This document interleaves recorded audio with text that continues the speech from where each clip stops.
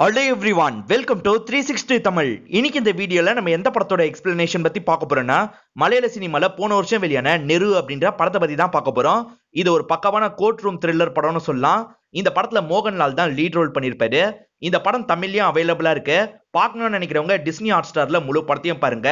இந்த படத்தோட எக்ஸ்பிளனேஷனுக்குள்ள போறதுக்கு முன்னாடி இந்த வீடியோக்கு ஒரு லைக் போட்டுருங்க. நீங்க போடுற லைக் மூலியமா இந்த வீடியோ இன்னும் நிறைய பேர்கிட்ட கொண்டு போய் சேர்க்கப்படும். இப்ப டைம் வேஸ்ட் பண்ணாம நம்ம நேரடியா படத்தோட ஃபுல் எக்ஸ்பிளனேஷனுக்குள்ள போயிடலாம். படத்தோட ஸ்டார்டிங் சீனே முகமதுன்னு ஒரு அப்பாவை காட்டுறாங்க. இவருக்கு சாரான்னு ஒரு பொண்ணு இருக்காங்க. அந்த பொண்ணுக்கு 12 வயசுல இருந்து கண்ணு தெரியாது. அந்த பொண்ணு வீட்டுல தனியா இருக்கும் போது யாரோ வந்து ரேப் பண்ணிருக்காங்க. அதனால தான் இப்ப விசாரணை பண்றதுக்காக இன்ஸ்பெக்டர்லாம் இந்த இடத்துக்கு வந்திருக்காரு. இவர் பேர் பால் அப்படின்றது. இவர் அந்த பொண்ணு கிட்ட இருந்து எல்லா தகவலையும் கேட்டு தெரிஞ்சுக்கிறாரு. அந்த பொண்ணுக்கு ரேப் நடந்திருக்கு அப்படின்ற மாதிரி டாக்டர் லேடியும் கன்ஃபார்ம் பண்ணிடுறாங்க. பேரண்ட்ஸ் ஒரு ஃபங்க்ஷனுக்கு கிளம்பி போயிருப்பாங்க. அப்பதான் இந்த பொண்ணுக்கு இந்த சம்பவம் நடந்திருக்கும். அதே மாதிரி இந்த பொண்ணால அடையாளம் காட்ட முடியல.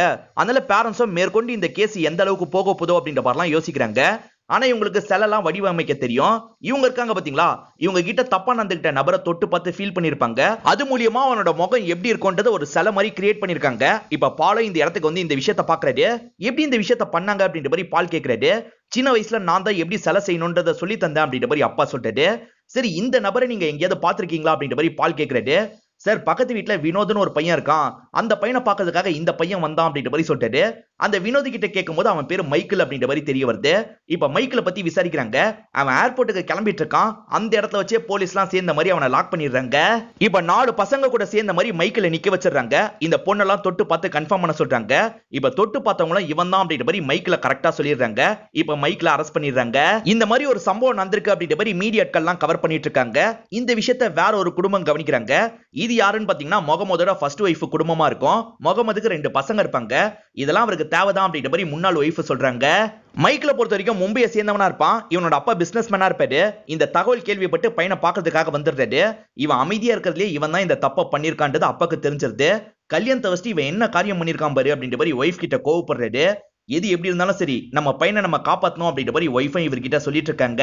இப்ப ராஜசேகர் அப்படின்ற ஒரு லாயரை வந்து பாக்குறாங்க. இவர் கை வச்சா அந்த கேஸ்ல ஜெயிச்சுட்டு தான் விடுவாரு. அதுக்காக தான் இவர்கிட்ட வந்திருக்காங்க.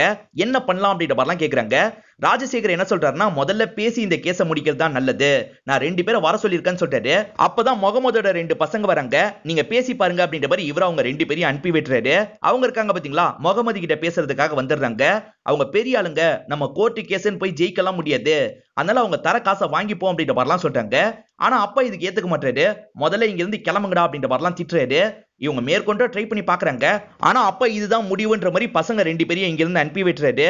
சார், எவ்வளவோ பேசி பார்த்துட்டோம், எதுவும் வேலைக்கு ஆகல அப்படின்ற மாதிரி இவங்களும் அந்த லாயர் கிட்ட சொல்றாங்க. சரி, கோர்ட்ல பாத்துக்கலாம் அப்படின்னு ராஜசேகர் முடிவு பண்ணிடுறாரு. இப்ப ஏரிங்கும் வந்துருது. ராஜசேகர் என்ன சொல்றாருன்னா, அந்த பொண்ணுக்கு பார்வையே கிடையாது. அவ எப்படி சிலை செய்ய முடியும்? கண்டிப்பா அப்பதான் இந்த சிலையை செஞ்சிருக்காரு. திட்டமிட்டு மைக்கேல மாட்டி விடலாம்னு நினைக்கிறாங்க. மைக்கேலுக்கு நீங்க தான் பெயில் தரணும் அப்படின்ற மாதிரிலாம் கேட்டுட்டு இருக்காரு. இப்ப எதிர் தரப்பா சேர்ந்தவர் இருக்காரு பாத்தீங்களா, பேசலாம் ட்ரை பண்றாரு. ஆனா பிரோஜனமா ஒரு பாயிண்ட் கூட இவர் வைக்க மாட்டாரு. அதனால இதெல்லாம் கேட்கிற ஜட்ஜா அவருக்கு பெயில போட்டு தந்துடுறாரு. என்ன சார், நீங்க பெருசா எதுவுமே பேசல அப்படின்ற மாதிரி முகமது இந்த லாயர் கிட்ட கேக்குறாரு. இந்த லாயரை நான் நல்லா தான் பண்ணேன், அதை மீறியே இப்படி நடந்துருச்சு அப்படின்ற மாதிரி சொல்லிட்டாரு. இவர் பேசுறதுலயே இவர் வேலை போயிட்டாரு அப்படின்றது முகமதுக்கு தெரிய வந்துருது. இதுக்கப்புறம் இந்த லாயரை நம்ப கூடாது, நம்ம வேற லாயர் தான் பார்க்கணும் அப்படின்ற மாதிரி ஒய்ஃப் கிட்ட சொல்றாரு. இப்ப ராஜசேகர் இருக்காரு பாத்தீங்களா, அந்த மைக்கேல் கிட்ட பேசுறாரு. நடந்த விஷயத்த நடந்த மாதிரியே சொல்லுன்றாரு. அந்த பையனும் உண்மையெல்லாம் சொல்லிடுறான். அவன் தான் ரேப் பண்ணிருக்கான் அப்படின்றது இவங்களுக்கு தெரிஞ்சிருது. ராஜசேகரை பொறுத்த வரைக்கும் ஒரு பொண்ணு இருக்காங்க, பேரு பூர்ணிமா அப்படின்றது. அந்த பொண்ணு கூட சேர்ந்த மாதிரி இந்த கேஸ பத்தி எல்லாம் டிஸ்கஸ் பண்றாரு. இந்த கேஸ பால்னு ஒருத்தர் நேர்மையா விசாரிச்சாரு பாத்தீங்களா, அதனால அவருக்கு வேற கேஸ மாத்திடுறாங்க. இப்ப பால் கிட்ட தான் அப்பா பேசுறதுக்காக வந்திருக்காரு. சார், வேற ஒரு லாயரை பார்த்துட்டு இருக்கேன், உங்களுக்கு தெரிஞ்சா சொல்லுங்கன்னு சொல்றாரு. கண்டிப்பா சொல்றேன் அப்படின்ற மாதிரி இவரும் சொல்லிடுறாரு. இப்ப அப்பா இருக்காரு பாத்தீங்களா, ஒவ்வொரு லாயரா ட்ரை பண்றதுக்காக வராரு. எல்லாருமே ஒவ்வொரு காரணம் சொல்லி இவர் அவாய்ட் பண்ணிக்கிட்டே இருக்காங்க. அந்த ராஜசேகர் தான் இவங்க கிட்ட எல்லாம் பேசி வச்சிருக்காரு அப்படின்ற மாதிரி ஒரு நபர் அப்பா கிட்ட சொல்லிடுறாரு. அப்படியே கட் பண்ணி அகானான்னு ஒருத்தங்களை காட்டுறாங்க. ஒரு கேஸ் சம்பந்தமா வந்திருப்பாங்க. இப்ப நடந்து போயிட்டு இருக்கும் போதுதான் எதர்ச்சியா பால் அந்த இடத்த வச்சு கவனிக்கிறாங்க. இவங்க 2 பேர் சேர்ந்து எல்லாம் ஒர்க் பண்ணிருப்பாங்க. இவரும் அகானா கிட்ட சகஜமா பேசுறாரு. முக்கியமான விஷயமா உங்க சார் கிட்ட பேசணும், விஜய் மோகனை எப்ப மீட் பண்ணலாம் அப்படின்னு கேக்குறாரு. இப்ப அடுத்த ஷாட்டே இவங்க விஜய் மோகன் அப்படின்றவரோட வீட்டுக்கு வந்துடுறாங்க. இவர் தான் இந்த படத்தோட ஹீரோவா இருப்பாரு. என்ன விஷயம் ஹீரோ கேட்கறதுக்காக வராரு. சாராவோட கேஸை பத்தி இவங்க எக்ஸ்பிளைன் பண்ணிடுறாங்க. அந்த கேஸ்ல நீங்க தான் சாராக்காக வாதாடணும்னு சொல்றாங்க. நான் கோர்ட்டுக்கு வந்து 5 வருஷம் ஆயிடுச்சு, உங்களுக்கு தெரியும்ல, இப்ப வெறும் லீகல் அட்வைஸ் மட்டும் தான் பண்ணிட்டு இருக்கேன் அப்படின்ற மாதிரி சொல்றாரு. இல்ல சார், இந்த கேஸ பெரிய ஆள் யாருமே எடுக்க மாட்டாங்க, நீங்க தான் எடுக்கணும், அந்த ராஜசேகர் தான் எல்லாரையும் மிரட்டி வச்சிருக்காரு அப்படின்ற மாதிரி சொல்றாரு. அப்பயும் இவர் எடுக்க மாட்டேன்ற மாதிரி சொல்றாரு. சரி சார் வீட்டுக்கு வந்து அந்த பொண்ணை மட்டும் பாருங்கன்ற மாதிரி கூட்டு வந்துடுறாங்க. இப்ப அந்த பொண்ணு கிட்ட விட்டுட்டு இவங்க எல்லாரும் கிளம்பி போயிடுறாங்க. இவர் வந்ததை வச்சே இவர் தான் இந்த கேஸை எடுக்க போறாரு அப்படின்ற மாதிரி இந்த பொண்ணு நினைச்சிடுறாங்க. நீங்க கேஸை எடுக்கிறதுக்கு சம்மதிச்சதுக்கு சந்தோஷம் சார், எப்படியாவது அவனுக்கு தண்டனை வாங்கி தரணும் அப்படின்ற மாதிரிலாம் சொல்லிட்டு இருக்காங்க. இவர் இருக்கார்ல, நீ அவசரப்படாதமா, இந்த கேஸை நான் எடுக்க விரும்பல, ஏன்னா இந்த மாதிரிலாம் எனக்கு பிரச்சனை இருக்குன்னு சொல்லிட்டாரு. இப்ப சாராவும் ஃபீலிங்கா பேச ஆரம்பிக்கிறாங்க. சாராக்கு 5 வயசு இருக்கும் போதே அப்பா இறந்து போயிருப்பாரு. சோ முகமது ஸ்டெப் ஃபாதர் அப்படின்ற மாதிரி நமக்கு புரிய வைக்கிறாங்க. என் அப்பா இறந்து போகும்போது நான் அழுதேன், அதுக்கப்புறம் இந்த சம்பவத்தை நினைச்சுதான் சார் ஃபீல் பண்ணி அழுதேன். ஆனா நான் அழுதுகிட்டே இருக்க மாட்டேன், கண்டிப்பா ஃபைட் பண்ணுவேன், அவனுக்கும் தண்டனை வாங்கி தருவேன், நீங்க கேஸை எடுக்கலனாலும் பரவாயில்லன்னு சொல்றாங்க. இவருக்கு கேஸை எடுக்கணும்னு தோணுது, நான் எத்துக்கிறேன்ற மாதிரி சொல்றாரு. இவர் கேஸ் எடுத்துக்கிறதுனால அகானாவும் சந்தோஷப்படுறாங்க. 5 வருஷமா கோர்ட்டுக்கே போகாதவரை நம்பி எப்படி கேஸ் கொடுக்கிறது அப்படின்ற மாதிரி முகமது தயங்குறாரு. இப்பதான் அவரை பத்தி நமக்கு சொல்ல ஆரம்பிக்கிறாங்க. அவர் ராஜசேகர் கிட்ட ஜூனியரா வேலை பார்த்திருப்பாரு. ஒரு ஸ்டேஜ்ல ராஜசேகரை மீறி போக ஆரம்பிச்சிருவாரு. ராஜசேகரோட பொண்ணுக்கும் இவருக்கும் லவ் எல்லாம் போயிட்டு இருக்கும். இதனால ராஜசேகருக்கு இவரை கண்டாலே பிடிக்காது. ஹீரோவும் ஒரு முக்கியமான கேஸ் சம்பந்தமான டாக்குமெண்ட்டை வீட்டுக்கு கொண்டு போயிருப்பாரு. கொண்டு போன டாக்குமெண்ட் காணாம போயிடும். அதுக்கு காரணம் ராஜசேகரா இருப்பாரு. இதனால இவருக்கு பனிஷ்மெண்ட் கிடைக்கும்ல, அவரை டம்மி ஆக்கிடலான்னு கணக்கு போட்டிருப்பாரு. அப்படி கணக்கு பண்ணி தான் பொண்ணை வேற ஒருத்தருக்கு கல்யாணமும் பண்ணி வச்சிருப்பாரு. 5 வருஷம் பிராக்டிஸ் பண்ணலன்றதுனால ஹீரோ சாதாரண ஆளுன்னு நினைக்காதீங்க, ரொம்ப டேலண்டான ஆளு அப்படின்ற மாதிரி அகானாவும் புரிய வைக்கிறாங்க. இப்ப ஹீரோ இருக்காரு பாத்தீங்களா, எதர்ச்சியா நியூஸ் சேனலை பாக்குறாரு. அந்த ராஜசேகர் ரொம்ப ஓவரா பேசுறாரு. கண்டிப்பா நம்ம ஜெயிச்சாகணும் அப்படின்ற மாதிரி இவர் சில வேலையெல்லாம் பண்றாரு. அப்பா கிட்ட விசாரிக்கிறாரு. அதே மாதிரி பக்கத்து வீட்டுல இருக்க அந்த வினோத் கிட்ட எல்லாம் விசாரிக்கிறாரு. 5 வருஷத்துக்கு அப்புறம் இவர் கோர்ட் எல்லாம் மாட்டிட்டு கோர்ட்டுக்கு வந்துடுறாரு. இப்ப அகானா இருக்காங்கல்ல, அவங்களுக்கு தெரிஞ்ச பொண்ணை கூட்டு வந்துடுறாங்க. சரி உங்க அசிஸ்டண்டா இவங்க இருந்தா நல்லா இருக்கும் அப்படின்ற மாதிரிலாம் சொல்றாங்க. சரி அப்படின்ற மாதிரி இவரும் இந்த இடத்துல ஏத்துக்கிறாரு. இவர் தான் நமக்கு எதிர மோத போறாரு அப்படின்றது ராஜசேகருக்கு இப்பதான் தெரிய வருது. ஆஹா, இவன் திரும்பி வந்துட்டானா அப்படின்ற மாதிரிலாம் யோசிக்கிறாரு. முதல்ல வேலைக்காரியை தான் விசாரணை குண்டுல ஏத்துறாங்க. இப்ப ஹீரோவும் அன்னைக்கு என்ன நடந்தது தெளிவா சொல்லுங்க அப்படின்ற மாதிரி கேட்கிறாரு. இவங்களும் நடந்த விஷயத்த சொல்ல ஆரம்பிக்கிறாங்க. ஆக்சுவலா முகமதும் ஒய்ஃபும் ஒரு ஃபங்க்ஷனுக்கு கிளம்புவாங்க. வேலைக்காரியா அவங்களை அனுப்பி விட்டுருவாங்க. அதுக்கப்புறம் வேலைக்காரி வீட்டு வேலையெல்லாம் பார்த்துட்டு இருப்பாங்க. இவங்க பேங்க்குக்கு போனோம்னு ஏற்கனவே சொல்லி வச்சிருப்பாங்க. அதை பத்தி சாரா கிட்டயும் சொல்லிட்டு கிளம்பியிருப்பாங்க. 1 மணி நேரம் கழிச்சு இவங்க திரும்பி வரும்போது தான் அவங்களை யாரோ ரேப் பண்ணிருக்கிறது இவங்களுக்கு தெரிய வந்திருக்கும். உடனே அப்பாக்கு தான் கால் பண்ணுவாங்க. ஆனா அப்பா போன் எடுக்க மாட்டாரு. அதனால பக்கத்து வீட்டு நபர்கிட்ட இந்த தகவலை சொல்லிருவாங்க. அதுக்கப்புறம் தான் அப்பா வந்துருவாரு. இப்ப அப்பா கிட்டயும் இந்த தகவலாம் சொல்லி புரிய வச்சிருப்பாங்க. குறுக்கு விசாரணை பண்ணோம் அப்படின்ற மாதிரி ராஜசேகரும் இந்த லேடி கிட்ட பேச ஆரம்பிக்கிறாரு. நீங்க வெளியே போன இந்த 1 மணி நேரம் கேப்ல யாருனாலும் வந்திருக்கலாம்ல, எதுக்காக மைக்கேல் மேல சந்தேகப்படுறீங்க அப்படின்னு கேக்குறாரு. இவங்க என்ன சொல்றாங்கன்னா, போலீஸ் தான் அவன் மாடி எகிரி குச்சி வந்திருக்க வாய்ப்பு இருக்குன்னு சொன்னாங்கன்னு சொல்றாங்க. போலீஸ் சொன்னதெல்லாம் நீங்க தள்ளி வச்சிருங்க, ஏன் உங்க சாரே கூட திரும்பி வந்திருக்க வாய்ப்பு இருக்குல்ல, இவரை பொறுத்த வரைக்கும் ஸ்டெப் ஃபாதர் தானே, இவரே வந்து கூட தப்பா நடந்திருக்க வாய்ப்பு இருக்குல்ல அப்படின்ற மாதிரிலாம் கேட்டுட்டு இருக்காரு. இதெல்லாம் கேட்கிற அந்த முகமதுக்கும் ரொம்ப கஷ்டமா இருக்கு. இதெல்லாம் ஹீரோவும் கவனிச்சுட்டு தானே இருக்காரு. சரி இதுக்கெல்லாம் நீங்க அனுமதி கூடாது அப்படின்ற மாதிரி சொல்லிட்டாரு. அதே மாதிரி இப்ப பேரண்ட்ஸ் மட்டும் இருக்கட்டும், மத்தவங்க வெளியே போயிட்டோம் அப்படின்ற மாதிரி சொல்லிட்டாரு. ஜட்ஜும் எல்லாரையும் வெளியே போக சொல்லிடுறாரு. இப்ப அம்மா தான் அந்த இடத்துக்கு வந்துடுறாங்க. என்ன நடந்தது நீங்க சொல்லுங்க அப்படின்ற மாதிரி ஹீரோவும் இவங்க கிட்ட கேக்குறாரு. முன்னாடி நாள் இவங்க எல்லாருமே தோட்டத்துல வேலை பார்த்துட்டு இருப்பாங்க. அப்பதான் இந்த மைக்கேல்ன்ற பையன் வரான். நான் வினோத தேடி வந்தேன் அப்படின்ற மாதிரி சொல்லியிருப்பான். அவன் பக்கத்து வீடுப்பா அப்படின்ற மாதிரி இவங்க தான் சொல்லி அனுப்பி விட்டுருப்பாங்க. இவங்க பேசிட்டு இருக்கும் போதே ஊருக்கு போறத பத்தி எல்லாம் பேசியிருப்பாங்க. அப்ப கூட இந்த மைக்கேல் கேட்டிருக்க வாய்ப்பு இருக்குல்ல அப்படின்ற மாதிரிலாம் ஹீரோ சொல்றாரு. ராஜசேகரும் குறுக்கு விசாரணை பண்ணும் அப்படின்ற மாதிரி இந்த லேடி கிட்ட பேச ஆரம்பிக்கிறாரு. இவங்களோட ஹஸ்பண்ட் இறந்து போனதுக்கு அப்புறம் தான் முகமது கூட பழகிருப்பாங்க, அவரை கல்யாணம் பண்ணிருப்பாங்க. முகமது ஒரு ஃபேமிலியை விட்டு தானே இவங்களை வந்து கல்யாணம் பண்ணாரு, அதெல்லாம் இந்த இடத்துல சொல்றாரு. இவங்க கேரக்டரை ரொம்ப மோசமா பேசுற மாதிரிலாம் பேசிட்டு இருக்காரு. ஹீரோ இதுக்கு நீங்க அனுமதி கூடாது, இவர் தேவையில்லாம பேசிட்டு இருக்காரு அப்படின்ற மாதிரிலாம் ஜட்ஜி கிட்ட சொல்றாரு. பார்த்து பேசுங்க அப்படின்ற மாதிரி ஜட்ஜும் சொல்றாரு. ராஜசேகரோட நோக்கம் என்னன்னு பாத்தீங்கன்னா, வேணும்ட்டே இவங்களை கஷ்டப்படுத்தணும், கஷ்டப்படுத்துறது மூலியமா இந்த கேஸை இவங்க வாபஸ் வாங்கிற வாய்ப்பு இருக்குல்ல, அதனால தான் எவ்வளவு கஷ்டப்படுத்த முடியுமோ அந்த அளவுக்கு கஷ்டப்படுத்துறாரு. அடுத்ததான் முகமது இந்த இடத்துக்கு வர வச்சு விசாரணை பண்ண ஆரம்பிக்கிறாரு. முகமதும் ஒய்ஃபும் சேர்ந்து தானே கிளம்புனாங்க, அவங்கள மட்டும் நீங்க ஃபங்க்ஷன்ல இருக்க வச்சுட்டு இந்த இடத்துக்கு கிளம்பி வந்து இப்படி பண்ணிருக்க வாய்ப்பு இருக்குல்ல அப்படின்ற மாதிரிலாம் சொல்லிட்டு இருக்காரு. அவ ஏன் பொண்ணு, நான் எப்படி பண்ணுவேன் அப்படின்ற மாதிரிலாம் இவர் கேட்டுட்டு இருக்காரு. நீங்க ஸ்டெப் ஃபாதர் தானே, பண்ண வாய்ப்பு இருக்கு, இதுக்கு முன்னாடி இந்த கோர்ட் இந்த மாதிரி கேஸ் எல்லாம் நிறைய பார்த்திருக்கு அப்படின்ற மாதிரி சொல்லிட்டாரு. அப்பவும் ஃபீல் பண்ண ஆரம்பிச்சிடுறாரு. ராஜசேகர் கேஸ் எப்படிலாம் மூவ் பண்ணுவாரு அப்படின்றது ஹீரோக்கு நல்லாவே தெரியும். ஹீரோ சாரா கிட்ட பேசினது இப்பதான் நமக்கு காட்டுறாங்க. அவர் உன்னோட அப்பாவை தான் டார்கெட் பண்றதுக்கு நிறைய வாய்ப்பு இருக்கு, அந்த விஷயத்துக்கு நம்ம இடமே கொடுக்க கூடாது, அவர் கேட்கிற எல்லா கேள்விக்கும் நீ பதில் சொல்லணும்னு அவசியம் கிடையாது, தெரியலனா தெரியலன்ற மாதிரி சொல்லிட்டு அதே மாதிரி உன்னை கோவப்படுத்துறதுக்காக நிறைய கேள்வி கேட்பாரு, கவனமா இருக்கணும்ன்ற மாதிரி சொல்லியிருப்பாரு. இப்ப இவங்க இருக்காங்க பாத்தீங்களா, அந்த விசாரணை குண்டுக்கு வந்துடுறாங்க. இப்ப முதல்ல ஹீரோவா அன்னைக்கு என்ன நடந்தது அப்படின்ற மாதிரி கேட்கிறாரு. இந்த இடத்துல சாரவா நடந்த விஷயத்த சொல்றாங்க.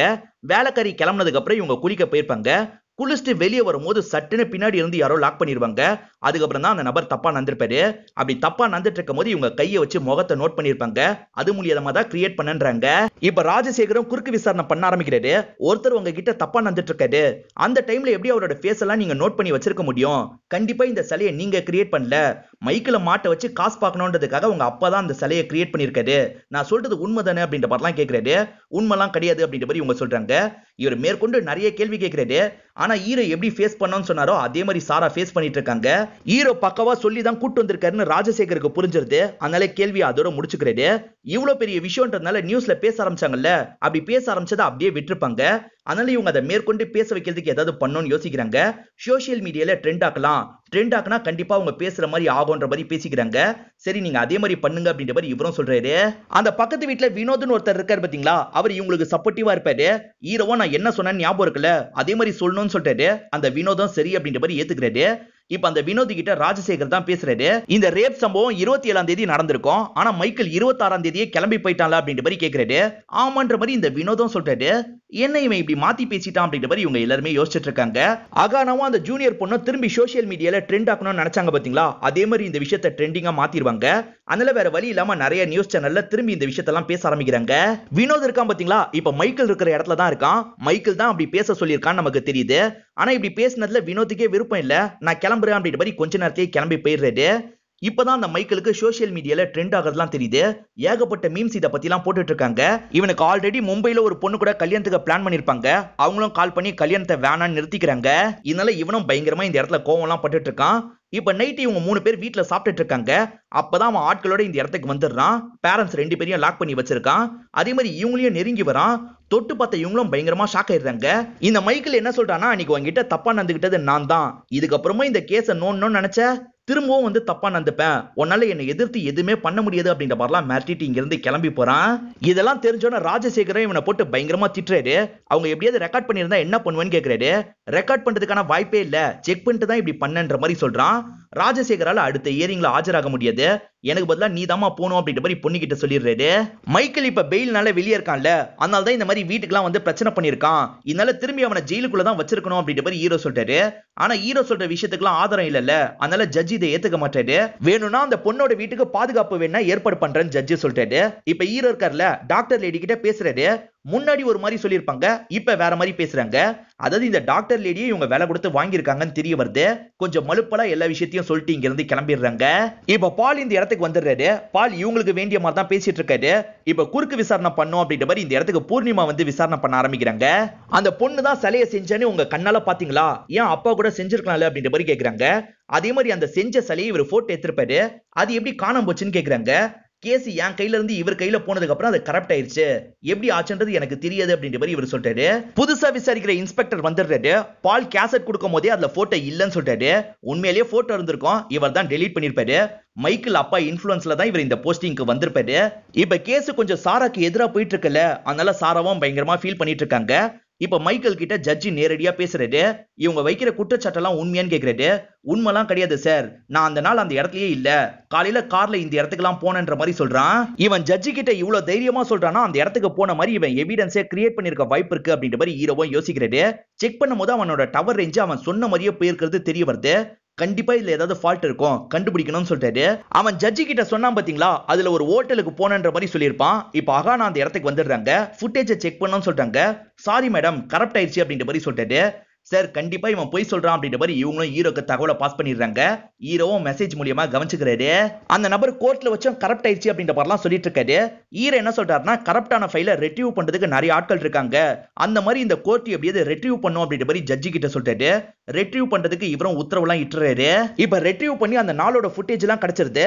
கண்டிப்பா மைக்கேல் அந்த டைம் அங்க வந்திருக்க வாய்ப்பு இல்ல அப்படின்ற மாதிரி ஹீரோ யோசிக்கிறாரு. ஆனா இந்த நபர் இருக்காரு பாத்தீங்களா, அந்த ஃபுட்டேஜை எடுத்து காட்டுறாரு. ஜட்ஜும் பாக்குறாரு. பார்த்தா மைக்கேல் இருக்கான் பாத்தீங்களா, சொன்ன மாதிரியே ஃப்ரெண்டு கூட பேசிக்கிட்டே அந்த ஹோட்டலுக்குள்ள வரான். ஹீரோவும் எப்படி இது பாசிபிள் அப்படின்ற மாதிரி பார்வையாலேயே அகானா கிட்ட கேக்குறாரு. அவங்களும் எனக்கும் தெரியல அப்படின்ற மாதிரி பார்வையாலேயே சொல்றாங்க. மேற்கொண்டு எதுவும் விசாரிக்க தேவையில்லை அப்படின்ற மாதிரி இவர் முடிச்சிடுறாரு. இப்ப வெளியே வந்தவர் அகானா கிட்ட பேசாமே வீட்டுக்கு கிளம்பிடுறாரு. இப்ப அகானாவும் வீட்டுல வந்து பேச ஆரம்பிக்கிறாங்க. இல்ல ஏன் தப்பு என்ன இருக்கு அப்படின்ற மாதிரிலாம் கேட்டுட்டு இருக்காங்க. அந்த கடைக்காரன் போய் சொல்றான்னு நீ விசாரிக்காமே சொன்னதான் இதுக்கெல்லாம் காரணம் அப்படின்ற மாதிரி இவரும் கோவமா திட்டிடுறாரு. இவங்க மேலதான் தப்புன்னு இவங்க புரிஞ்சுக்கிறாங்க. சரி என் மேலதான் தப்பு, இப்ப என்ன பண்றதுன்னு கேக்குறாங்க. முதல்ல அந்த வீடியோ உண்மையான்றதை செக் பண்ணோம், செக் பண்ணா அது உண்மையா ஃபேக்கான்றது தெரிஞ்சிடும் அப்படின்ற மாதிரி சொல்லிட்டாரு. இவரும் சில ஆப் மூலியமா செக் பண்றாரு, அதுல எடிட்டிங் வேலை நடந்திருக்கு அப்படின்றது இவருக்கு தெரிஞ்சிருது. இவர் இருக்காரு பாத்தீங்களா, நேரா அந்த கடைக்காரங்கிட்ட வந்துடுறாரு. எடிட் பண்ண வீடியோவை கோர்ட்ல ப்ரொடியூஸ் பண்றது எவ்வளவு பெரிய தப்பு தெரியுமா அப்படின்ற மாதிரி பாலை வச்சு அரெஸ்ட் பண்ற மாதிரி டிராமாலாம் பண்ணிட்டு இருக்காரு. அவனும் ஒரு ஸ்டேஜ்ல செம்மையா பயந்துடுறான். சார் நான் காசுக்காக பண்ணல, மிரட்டி பண்ண சொன்னாங்க, அதனால தான் பண்ணேன். அவங்க பண்ண சொன்னதுக்கான ஃபுட்டேஜும் என்கிட்ட இருக்குன்னு சொல்றான். இது போதுன்ற மாதிரி ஹீரோவும் இந்த இடத்துல யோசிக்கிறாரு. அடுத்த இயரிங்ல ஹீரோ என்ன பண்றாருன்னா, அது ஃபேக்கா ரெடி பண்ண வீடியோன்னு சொல்லிட்டு எதை வச்சு அந்த முடிவுக்கு வந்தீங்க அப்படின்ற மாதிரி ஜட்ஜி கேட்கிறாரு. நான் ப்ரூவ் பண்றேன் சார் அப்படின்ற மாதிரி அந்த வீடியோவை ப்ளே பண்ண வைக்கிறாரு. அப்படி ப்ளே ஆயிட்டு இருக்க வீடியோவை ஒரு இடத்துல பாஸ் பண்ண வைக்கிறாரு. 26ஆம் தேதி ஃபுட்டேஜ்ல மைக்கேல் அந்த இடத்துக்கு வந்திருக்க மாட்டான். ஆனா இவங்க இருக்காங்க பாத்தீங்களா, தனியா ஒரு ஃபுட்டேஜ் எடுத்து கிராப் பண்ணி அந்த இடத்துல செட் பண்ணி வச்சிருப்பாங்க. இதை நான் உங்களுக்கு தெளிவா புரிய வைக்கிறேன். கண்ணாடியோட ரிஃப்ளெக்ஷனை கவனிங்க. அந்த இடத்துல அவங்க வரதுக்கு முன்னாடி ஒரு பொருள் இருக்கு, அவங்க வரும்போது ஆட்டோமேட்டிக்கா அந்த பொருள் மறைஞ்சிருது பாருங்க அப்படின்ற மாதிரி சொல்றாரு. அதே மாதிரி மறைஞ்சிருது. இது மூலியமா ஜட்ஜும் இது ஃபேக்குன்னு புரிஞ்சுக்கிறாரு. ராஜசேகர் சொல்லி தான் அவன் இந்த விஷயத்த பண்ணிருக்கான் அப்படின்ற மாதிரி சொல்றாரு. இப்ப அதுக்கான ஃபுட்டேஜையும் காட்டுறாரு. ராஜசேகர் தான் இந்த மாதிரி எடிட் பண்ணும் அப்படின்ற மாதிரிலாம் இந்த ஓனர் கிட்ட சொல்லியிருப்பாரு. அதுக்கேற்ற மாதிரி தான் இவர் பண்ணி தந்திருப்பாரு. இப்ப ராஜசேகர் ஃபேக்கா எவிடன்ஸை கிரியேட் பண்ணிருக்காருன்னு தெரிஞ்சிருச்சுல, அதனால இவருக்கு தண்டனை கொடுக்கணும் ஜட்ஜ் முடிவு பண்ணிடுறாரு. நான் கவுன்சிலுக்கு இந்த விஷயத்தை கொண்டு போறேன், இந்த இஷ்யூவை சால்வ் பண்ற வரைக்கும் இந்த கேஸை நீங்க ஹேண்டில் பண்ணக்கூடாது அப்படின்ற மாதிரி ஜட்ஜ் சொல்லிடுறாரு. நீங்க கலக்கிட்டீங்க அப்படின்ற மாதிரி ஹீரோவை பார்த்து அகானா சொல்லிட்டு இருக்காங்க.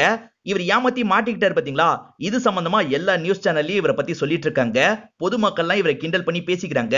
இதெல்லாம் நியூஸ் மூலியமா இவர் பாக்குறாருல, கொஞ்சம் கஷ்டமாவும் இருக்கு. அதே சமயம் இதுக்கப்புறம் இந்த கேஸை இவரோட பொண்ணு தான் விசாரிக்க போறாங்க அப்படின்ற மாதிரி நமக்கு சொல்றாங்க. மைக்கேல் அந்த நாள் நிறைய இடத்துக்கு போன அப்படின்ற மாதிரி சொல்லியிருப்பான். இப்ப பூர்ணிமா இருக்காங்க பாத்தீங்களா, அவர் எந்த எந்த இடத்துக்கு போனதா சொன்னாரோ அந்த இடத்துக்கு எல்லாம் போயிருக்காரு. மொபைல் நெட்வொர்க் வச்சு இதை கன்ஃபார்ம் பண்ணலாம் அப்படின்ற மாதிரி சொல்றாங்க. இப்ப அந்த நெட்வொர்க்ல இருந்து ஒருத்தர் வந்திருக்காரு. அவரும் இந்த லொகேஷனுக்குலாம் அவர் போயிருக்காருன்றத கன்ஃபார்மா சொல்றாரு. மைக்கேல் போனாரா இல்ல மைக்கேலோட போன் மட்டும் போச்சா அப்படின்ற மாதிரி ஹீரோ கேள்வி எல்லாம் கேட்டுட்டு இருக்காரு. ஹீரோ இருக்காரு பாத்தீங்களா, ஒரு நபரை கூட்டு வாங்கன்ற மாதிரி பால் கிட்ட சொல்லி வச்சிருப்பாரு. பாலும் கரெக்டா அந்த நபரை இந்த இடத்துக்கு கூட்டு வந்துடுறாரு. இந்த நபர் மைக்கேல் கிட்ட வேலை பார்க்கறவன், இவனை எதுக்காக கூட்டு வர சொன்னாருன்னு எனக்கு தெரியல அப்படின்ற மாதிரி இவரும் அகானா கிட்ட சொல்லிட்டு இருக்காரு. இப்ப ஹீரோ இருக்காரு பாத்தீங்களா, அந்த நபர் கிட்ட விசாரிக்கிறாரு. நீங்க மைக்கேல் கம்பெனில தானே வேலை பாக்குறீங்கன்னு கேக்குறாரு. இவரும் ஆமான்னு சொல்லிட்டாரு. 26ஆம் தேதி நீங்க எங்க இருந்தீங்கன்னு கேக்குறாரு. அன்னைக்கு முழுக்க நான் வீட்டுல தான் இருந்தேன் அப்படின்ற மாதிரி அந்த நபர் சொல்லிட்டாரு. ஆனா உங்க டவர் ரேஞ்சு வேற இடத்த காட்டுது, அதாவது மைக்கேல் எங்கெல்லாம் போயிருக்காரோ அங்கெல்லாம் நீங்களும் போயிருக்கீங்கன்னு காட்டுதுன்னு சொல்றாரு. மைக்கேல் மொபைல இவர் தான் எடுத்துட்டு போயிருப்பாரு. இவரோட மொபைலையும் சேர்த்து எடுத்துட்டு போனதுனால மாட்டிக்கிட்டாங்க. பூர்ணிமாவும் இந்த சிச்சுவேஷனை எப்படியாவது ஹேண்டில் பண்ணணும்னு நினைக்கிறாங்க. இப்ப பேசணும்ன்ற மாதிரி இந்த டிரைவர் கிட்ட வந்துடுறாங்க. உங்களுக்கு பொதுவாவே மறக்கிற பழக்கம் இருக்குல்ல அப்படின்ற மாதிரி கேக்குறாங்க. இருக்குன்னு சொல்லுங்க அப்படின்ற மாதிரி அவருக்கு மட்டும் புரியுற மாதிரி சொல்றாங்க. ஆமா மேடம், எனக்கு மறக்கிற பழக்கம் இருக்குன்னு சொல்லிட்டு அந்த மறக்கிற பழக்கத்தினால அடிக்கடி போனை கார்லயே வச்சுட்டு கூட நீங்க போயிடுவீங்களே அப்படின்ற மாதிரிலாம் கேக்குறாங்க. நான் சொல்றது புரியுதா, அதுக்கேத்த மாதிரி சொல்லுன்ற மாதிரி சிக்னல்லே இவருக்கு புரிய வச்சிடுறாங்க. முன்னாடி நாள் என்னோட போனை கார்ல தெரியாம விட்டுட்டேன், அதனால தான் டவர் அந்த மாதிரி காமிச்சிருக்கோம் அப்படின்ற மாதிரி இவரும் புரிஞ்சுக்கிட்டு இந்த இடத்துல சமாளிச்சிடுறாரு. ஆனா ஹீரோ என்ன சொல்றாருன்னா, அந்த கார்ல கண்டிப்பா மைக்கேல் போல இவர் தான் போயிருக்காரு, ப்ரூவ் பண்றதுக்கு எனக்கு டைம் வேணும்னு சொல்றாரு. ரொம்ப நாள் டைம் தர முடியாது, ஒரு நாள் தான் டைம்னு ஜட்ஜ் சொல்லிடுறாரு. மைக்கேல் அந்த காரை ஓட்டல, டிரைவர் தான் ஓட்டி இருக்கான்றதை எப்படியாவது நம்ம கன்ஃபார்ம் பண்ணணும் அப்படின்ற மாதிரி இவரும் ஆட்கள் கிட்ட பேசிட்டு வந்துட்டு இருக்காரு. ஹீரோ கண்டிப்பா விசாரிப்பான், ஏதாவது ஆங்கிள் மாட்ட வாய்ப்பு இருக்கா அப்படின்ற மாதிரி பொண்ணு கேக்குறாங்க. வாய்ப்பே இல்லைன்ற மாதிரி அப்பா சொல்றாரு. இப்ப நைட்டு நேரம் ஹீரோ இருக்காரு பாத்தீங்களா, எல்லா சிசிடிவி ஃபுட்டேஜையும் செக் பண்றாரு. ஏதாவது ஒரு இடத்துல தெரியுமான்னு பாக்குறாரு. இப்ப ஏதோ ஒரு ஐடியா இவருக்கு கிடைச்சிருது போல. இப்ப தூங்கிட்டு இருக்க அகானாக்கு கால் பண்றாரு. நான் சொல்ற மாதிரி ஒருத்தங்க கிட்ட போய் விசாரின்னு சொல்றாரு. சரின்ற மாதிரி இவங்களும் ஏத்துக்கிறாங்க. அந்த வீட்டுக்கு வந்து அகானா விசாரிக்கிறாங்க. என் பையன் ஃபாரினுக்கு போயிட்டானே அப்படின்ற மாதிரி அந்த அம்மா சொல்றாங்க. இவங்க போன்லயாவது பேசணும் அப்படின்ற மாதிரி நம்பர் வாங்கி பேச ஆரம்பிக்கிறாங்க. இப்ப ஹீரோவும் கோர்ட்டுக்கு வந்துடுறாரு. அகானா வந்தாதான் இவரால மேற்கொண்டு எதுவும் பண்ண முடியும். அந்த மைக்கேல் சொல்லும் போது அந்த தேதி ஈவினிங் நான் ஃப்ரெண்ட்ஸ் எல்லாம் மீட் பண்ண அப்படின்ற மாதிரி சொல்லியிருப்பாரு. அந்த மாதிரி மீட் பண்ணதா சொன்ன ஒவ்வொரு ஃப்ரெண்ட்ஸையும் கூப்பிட்டு பூர்ணிமா விசாரிக்கிறாங்க. ஆமா மீட் பண்ணோம் அப்படின்ற மாதிரி அந்த ஃப்ரெண்ட்ஸும் சொல்றாங்க. ஈர என்ன சொல்றாருன்னா, எல்லாருமே பேசி முடிக்கிட்டோம், அதுக்கப்புறம் நான் என்னோட விசாரணையை கண்டினியூ பண்றேன்னு சொல்றாரு. மைக்கேலோட ஃப்ரெண்டுன்னு பூர்ணிமாவும் ஒவ்வொருத்தரையா கூப்பிட்டு பேசுறாங்க. எல்லாருமே சொல்லி வச்ச மாதிரி ஒரே விஷயத்தை தான் சொல்லிட்டு இருக்காங்க. ஜட்ஜும் இதெல்லாம் நோட் பண்ணிட்டு இருக்காரு. மொத்தம் 3 ஃப்ரெண்ட்ஸ் இருப்பாங்க. அதுல ஒருத்தரோட ஒய்ஃபும் அந்த இடத்துல இருந்திருப்பாங்க. அவங்களும் எல்லாருமே சொல்ற மாதிரி அதே விஷயத்தை தான் சொல்லிட்டு இருக்காங்க. மைக்கேலோட டிரைவர் தான் காரை ஓட்டுனாருன்றதை கன்ஃபார்ம் பண்றதுக்காக தான் அகானாவை அனுப்பி வச்சிருப்பாரு. ஆனா அவங்க வரல, அதனால வேற வழி இல்லாம குறுக்கு விசாரணை பண்ண போறேன் அப்படின்ற மாதிரி டைமை இவர் இழுக்க ஆரம்பிக்கிறாரு. நான் ஒரு ஃப்ரெண்டு கிட்ட விசாரிக்கும் போது மத்த ஃப்ரெண்ட்ஸ் எல்லாம் வெளியே இருந்தா நல்லா இருக்கும் அப்படின்ற மாதிரி சொல்றாரு. ஜட்ஜ் மத்த ஃப்ரெண்ட்ஸ் எல்லாம் எந்திரிச்சு போங்கன்னு சொல்றாரு. இப்போ ஒருத்தரை தவிர எல்லாருமே வெளியே போயிடுறாங்க. இவரும் அந்த நபர்கிட்ட என்ன நடந்தது அப்படின்ற மாதிரி கேட்கிறாரு. அவரும் இதுதான் நடந்தது அப்படின்ற மாதிரி சொல்ல ஆரம்பிக்கிறாரு. நமக்கு விஷுவலா காட்டுறாங்க. இவங்க 5 பேருமே ஈவினிங் டைம் ஒரு ரெசார்ட்ல மீட் பண்ணிருப்பாங்க. அவர் இருக்காரு பாத்தீங்களா, ஒரு ப்ளூ கலர் கார்ல தான் வந்திருப்பாரு. அதுக்கப்புறம் எல்லாருமே சேர்ந்த மாதிரி ஸ்விம்மிங் ஃபுல்ல விளையாடி இருப்பாங்க. இதுதான் நடந்தது அப்படின்ற மாதிரி இவரும் சொல்றாரு. அன்னைக்கு மைக்கேல் என்ன கலர் Dress போட்டு வந்தான் அப்படின்ற மாதிரி இவர் கேட்கிறாரு. இந்த ஃப்ரெண்டும் யோசிக்கிறாரு. என்னங்க டைமிங் எல்லாம் ஞாபகம் வச்சிருக்கீங்க, இதை மட்டும் மறந்துட்டீங்களே அப்படின்ற மாதிரி சொல்றாரு. இப்ப அடுத்த ஃப்ரெண்டை கூப்பிட்டு விசாரிக்கிறாரு. அடுத்த ஃப்ரெண்டுக்கு Dress கலர் ஞாபகம் இல்ல, ஆனா முன்னாடி ஃப்ரெண்டு ப்ளூ கலர்னு சொன்னாரு, உண்மையா அப்படின்ற மாதிரி கேட்கிறாரு. இவருக்கு என்ன சொல்றதுன்னு தெரியல. ஆமா ப்ளூ கலர் தான் போல அப்படின்ற மாதிரி சொல்றாரு. ஹீரோ இதே மாதிரி விசாரணை பண்ணிட்டு இருந்தா மாட்டிக்க வாய்ப்பு இருக்குல்ல, அதனால பூர்ணிமாவும் நிறுத்த பாக்குறாங்க. ஆனா ஜட்ஜி மேற்கொண்டு விசாரிச்சுக்கலாம் அப்படின்ற மாதிரி ஹீரோ கிட்ட சொல்லிடுறாரு. இப்ப அடுத்த நபரை கூப்பிட்டு பேசுறாரு. அவர் மத்தவங்க சொன்னதுக்கு ஆப்போசிட்டா சொல்றாரு. சோ Dress கலர்லாம் சொல்லாம கூப்பிட்டு வந்துட்டாங்களா அப்படின்ற மாதிரி ஹீரோ கிண்டல்லாம் பண்ணிட்டு இருக்காரு. இப்ப இந்த நபரோட ஒய்ஃபை வர வச்சிடுறாரு. மைக்கேல் அந்த இடத்துக்கு வரவே இல்ல, நீங்க எல்லாம் சேர்ந்து பொய் சொல்றீங்கன்னு தெளிவா தெரியுது. ஒரு பொண்ணுக்கு எதிராக தான் நீங்க எல்லாம் சாட்சி சொல்லிட்டு இருக்கீங்க, அதை மட்டும் மறந்துடாதீங்க அப்படின்ற மாதிரிலாம் ஹீரோ சொல்றாரு. இதை கேட்கிற இந்த பொண்ணுக்கும் கஷ்டமா இருக்கு. லைட்டா அழலாம் செய்யறாங்க. இருந்தாலும் ஃப்ரெண்ட்ஸ் சொல்லி குத்த மாதிரியே இந்த இடத்துல சொல்லிடுறாங்க. ஹஸ்பண்ட் தானே இந்த பொய்ய சொல்ல வச்சாரு, அதனால ஹஸ்பண்ட் மேல லைட்டா வெளியே வந்ததுக்கு அப்புறம் கோவம் எல்லாம் படுறாங்க. ஹீரோ டைமை இழுக்கிறதுக்காக தான் இந்த விசாரணை எல்லாம் பண்ணிட்டு இருக்காரு. இப்ப அகானாவும் தேவையானது கிடைச்சிருச்சு அப்படின்ற மாதிரி சிக்னல்லயே புரிய வைக்கிறாங்க. இப்ப இவர் இருக்காரு பாத்தீங்களா, ஒரு எவிடன்ஸ் கிடைச்சிருச்சு. அந்த காரை மைக்கேலோட டிரைவர் தான் ஓட்டி இருக்காரு, மைக்கேல் ஓட்டல அப்படின்ற மாதிரி சொல்றாரு. இப்ப ஜட்ஜ் அந்த எவிடன்ஸை வாங்கி பார்க்க ஆரம்பிக்கிறாரு. அந்த டிரைவர் காரை ஓட்டிட்டு போகும்போது நிறைய கார் கிராஸ் பண்ணிருக்கோம்ல, அந்த ஒரு கார்ல மட்டும் டேஷ் கேமரா செட் பண்ணிருக்கிறத ஹீரோ கவனிச்சிருப்பாரு. அந்த வீட்டுக்கு போய் விசாரிக்க சொல்லி தான் அகானாவை அனுப்பியிருப்பாரு. அவங்களுக்கு ஃபுட்டேஜ் கிடைச்சிருக்கும். அந்த வீடியோ தான் ப்ளே பண்ணி காட்டுறாங்க. அதுல பார்த்தா டிரைவர் ஓட்டுறது தெளிவா பதிவாயிருக்கு. இவ்வளவு நாள் எப்படி அந்த கார்ல ஃபுட்டேஜ் இருந்திருக்கும், இவங்க ஃபேக்கா ரெடி பண்ணிருக்காங்க அப்படின்ற மாதிரி பூர்ணிமா சொல்றாங்க. ஹீரோ என்ன சொல்றாருன்னா, அவர் துபாய்க்கு கிளம்பி போயிட்டாரு, ரொம்ப கம்மியா காரை யூஸ் பண்ணதுனால இந்த ஃபுட்டேஜ் எங்களுக்கு கிடைச்சது, இது உண்மையான ஃபுட்டேஜ் தான், எங்கனாலும் அனுப்பி பாத்துக்கலாம் சொல்றாரு. அதே மாதிரி மைக்கேல் இதை பண்றது முத வாட்டி கிடையாது. ஏற்கனவே மும்பைல அவனுக்கு எதிராக ஒரு கேஸ் இருந்தது. அந்த கேஸை உடச்சிட்டு தான் அவன் வெளியே வந்துட்டான் அப்படின்ற மாதிரி கேஸோட டீடைல் எல்லாம் காமிச்சிட்டு இருக்காரு. இப்பதான் அந்த மாதிரி கேஸ் இருக்கிறது பூர்ணிமாக்கு தெரிய வருது.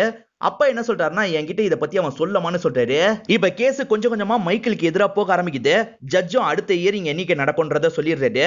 இப்ப முகமது கொஞ்சம் ரிலாக்ஸ் ஆகுறாரு. சார் கேஸ்ல நம்ம ஜெயிச்சிடலாம்னு கேக்குறாரு. நமக்கு ரூட் கொஞ்சம் ஃப்ரீயா இருக்கு, ஆனா இதை வச்சே நம்ம ஜெயிச்சிடலாம் சொல்ல முடியாது அப்படின்ற மாதிரி சொல்றாரு. கடைசி நாள் பூர்ணிமாக்கு ஒரு தூண்டில் போடலாம்னு நினைக்கிறேன். அவ மட்டும் மாட்டிக்கிட்டானா கண்டிப்பா இந்த கேஸ்ல நம்ம ஜெயிச்சிடலாம் அப்படின்ற மாதிரி பிளான பத்திலாம் ஹீரோவும் டீம் கூட டிஸ்கஸ் பண்றாரு. இப்ப கடைசி இயரிங்காக சாராவும் அந்த இடத்துக்கு வந்துடுறாங்க. மைக்கேல் இந்த விஷயத்தை எப்படி பண்ணிருக்க வாய்ப்பு இருக்குன்ற மாதிரி ஹீரோ சொல்ல ஆரம்பிக்கிறாரு.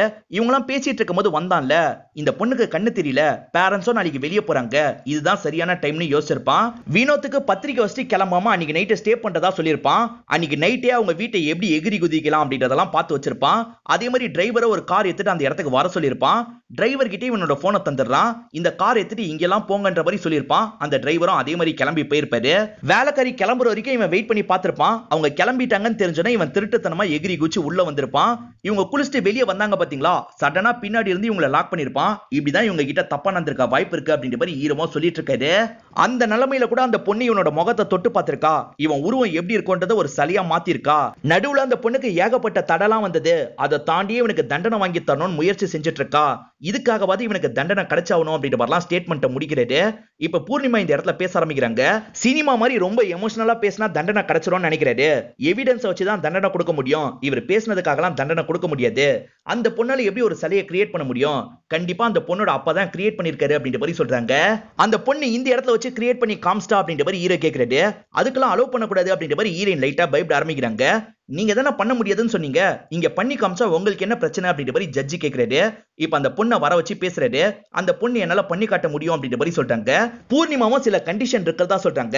நாங்க செலக்ட் பண்றவங்கள தான் சிலையை இவங்க உருவாக்கணும், 5 நிமிஷம் மட்டும் தான் தொட்டு பார்த்துக்கணும், அதே மாதிரி இது நடக்கும் போது இவங்க 2 பேர் மட்டும் தான் இருக்கணும்னு சொல்றாங்க. அது எல்லாத்துக்கும் ஜட்ஜும் சரின்ற மாதிரி ஏத்துக்கிறாரு. சாரா அந்த இடத்துல வெயிட் பண்ணிட்டு இருக்கும் போது அந்த இடத்துக்கு ராஜசேகர் வராரு. பூர்ணிமா ராஜசேகர் தான் சூஸ் பண்ணிருக்காங்க. இந்த பொண்ணுக்கு 5 நிமிஷம் தான் டைம் இருக்கு, இவங்களும் தொட்டு பார்க்கலாம்னு நினைக்கிறாங்க. ஆனா இந்த ராஜசேகர் சும்மா இருக்க மாட்டாரு. இவங்க அம்மாவை பத்தி ரொம்ப மோசமா பேசுறாரு. அதே மாதிரி இவங்களுக்கு ரேப் நடந்தது இல்ல, அது எப்படி இருந்தது, ஜாலியா இருந்ததா அப்படின்ற மாதிரிலாம் ரொம்ப மோசமா பேசுறாரு. இதெல்லாம் கேட்டு இவங்களும் இந்த இடத்துல பயங்கரமா ஃபீல் பண்றாங்க. இவங்க கவனத்தை திருப்பணுன்றதுக்காக தான் இந்த மாதிரிலாம் இவர் பண்ணிட்டு இருக்காரு. இப்ப சிலையை நீங்க செய்யலாம் அப்படின்ற மாதிரி சொல்லிடுறாங்க. இவங்களும் ரூம்க்கு வந்து சிலையை செய்யற வேலையெல்லாம் பார்த்துட்டு இருக்காங்க. இப்படியே டைம் போயிட்டு இருக்கு. இத பத்தி நியூஸ் மீடியாலாம் கவர் பண்ணிட்டு இருக்காங்க. இப்ப சாராவும் சிலையை கிரியேட் பண்ணிடுறாங்க. இது மட்டும் அவரோட மேட்ச் ஆச்சுன்னா கண்டிப்பா இவங்க கிரியேட் பண்ணிருக்க வாய்ப்பு இருக்குன்றத ஜட்ஜ் புரிஞ்சுப்பாரு. இப்ப சிலையை ஓபன் பண்ணுங்க அப்படின்ற மாதிரி சொல்லிட்டாரு. அங்க இருக்க ஆட்களும் சிலை கிட்ட வந்து அதை ஓபன் பண்றாங்க. பார்த்தா அப்படியே ராஜசேகர் கூட அது மேட்ச் ஆயிருக்கு. இது மூலியமா மைக்கேல் தான் இந்த தப்பை பண்ணிருக்கான்றது கன்ஃபார்ம் ஆயிடுச்சு. அதனால மைக்கேலுக்கு 7 வருஷம் கடுங்காவல் தண்டனை அப்படின்ற மாதிரி வழங்கிடுறாரு. இதனால குடும்பமும் ஓரளவுக்கு நிம்மதி ஆகுறாங்க. ராஜசேகரும் ஃபார்முலா ஹீரோக்கு கையை கொடுக்குறாரு. பூர்ணிமா இருக்காங்கல்ல, நீ திரும்பி வந்ததுல சந்தோஷம் அப்படின்ற மாதிரி கையை குத்துட்டு போறாங்க. இப்ப முகமதும் ஹீரோக்கு நன்றி சொல்லிட்டாரு. என் பொண்ணு ஒன்னே ஒண்ணு பண்ணணும்னு ஆசைப்படுறா அப்படின்ற மாதிரி சொல்லிட்டாரு. என்னன்ற மாதிரி ஹீரோ கேட்டுட்டு இருக்காரு. இப்ப சாராவும் ஹீரோக்கு பக்கத்துல வந்துடுறாங்க. ஹீரோவோட ஃபேஸை டச் பண்ணிலாம் பார்த்துட்டு இருக்காங்க. அதாவது நமக்கு ஹெல்ப் பண்ணவர் எப்படி இருப்பாருன்னு தெரிஞ்சுக்கணுன்றதுக்காக இப்படி பண்ணிட்டு இருக்காங்க. இது வரைக்கும் சாரா முகத்தை மறைச்ச மாதிரி தான் வந்துட்டு இருந்திருப்பாங்க. ஆனா இன்னைக்கு நான் முகத்தை திறந்துட்டு தான் வெளியே போக போறேன் அப்படின்ற மாதிரி சொல்லிட்டாங்க. இப்ப இவங்க வெளியே வரும்போது மீடியாட்கள்லாம் இவங்களை கவர் பண்ணிட்டு இருக்காங்க. இவங்களும் தைரியமா இந்த இடத்துல நடக்க ஆரம்பிக்கிறாங்க. இதோடய இந்த படமும் முடிஞ்சிருது. இந்த படம் உங்க எல்லாருக்குமே பிடிச்சிருக்கோம் நம்புறேன். இந்த வீடியோ உங்களுக்கு பிடிச்சிருந்ததுன்னா லைக் பண்ணுங்க, கமெண்ட் பண்ணுங்க, மறக்காம 360 தமிழ் சேனலை சப்ஸ்கிரைப் பண்ணுங்க. தொடர்ச்சியா இந்த மாதிரி வீடியோக்கள் வந்துகிட்டே தான் இருக்கும்.